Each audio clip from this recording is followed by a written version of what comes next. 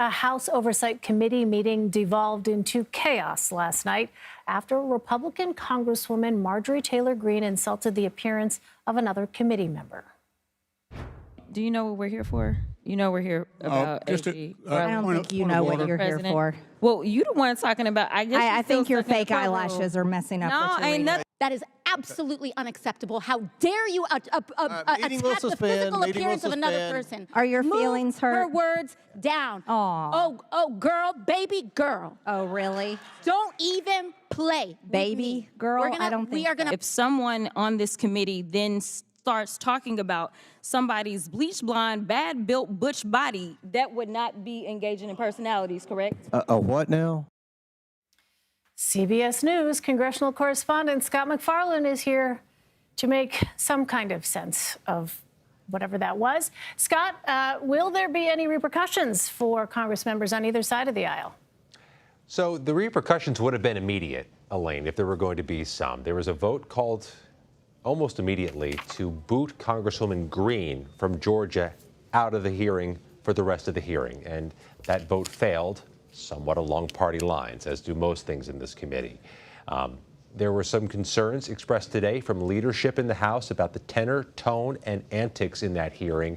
But I'll tell you, having watched this hearing for this committee for 20 years, never seen it like it's been over the last few months. There's been a noticeable deterioration in the conduct, in the atmospherics in the room, and some of that can be attributable to the fact that members in that committee regularly post their videos of a viral moment, push it out to their supporters, push it out to their followers, potentially to raise some money. So there's been this incentive structure in place, Elaine, in this committee to do something more colorful, to do something more outlandish. And it all crystallized last night with that sequence of events.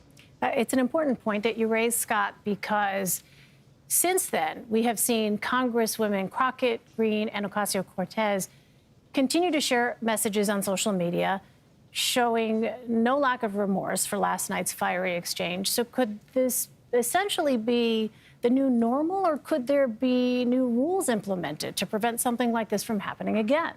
One of the Democrats in that panel, Jared Moskowitz of Florida, who is known to cut a colorful character in those hearings and have his own viral moments, told me he's concerned this does metastasize and infect the broader Congress or more committees. The House Oversight Committee is always reliably among the most colorful.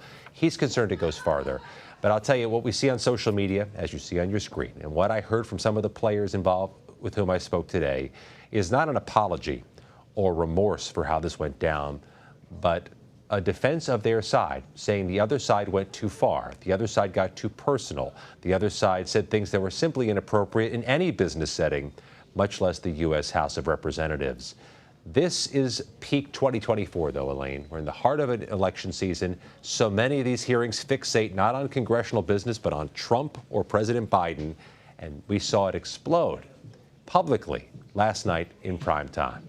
And again, underscoring your point that oftentimes these clips that then go viral can be used to boost fundraising efforts, as you noted earlier. So let's go ahead and refocus, Scott, on the person who was actually the subject of yesterday's meeting, Attorney General Merrick Garland. What are the next steps in Republicans' efforts to hold him in contempt? Yeah, outside of all that, there were two congressional committees that yesterday approved a formal resolution to hold him in contempt. The House could vote on that. They could push it on to a recommendation for prosecution, but they may not have the votes yet to try it. All right. Scott MacFarlane reporting from Washington for us. Scott, we appreciate it. Thank you.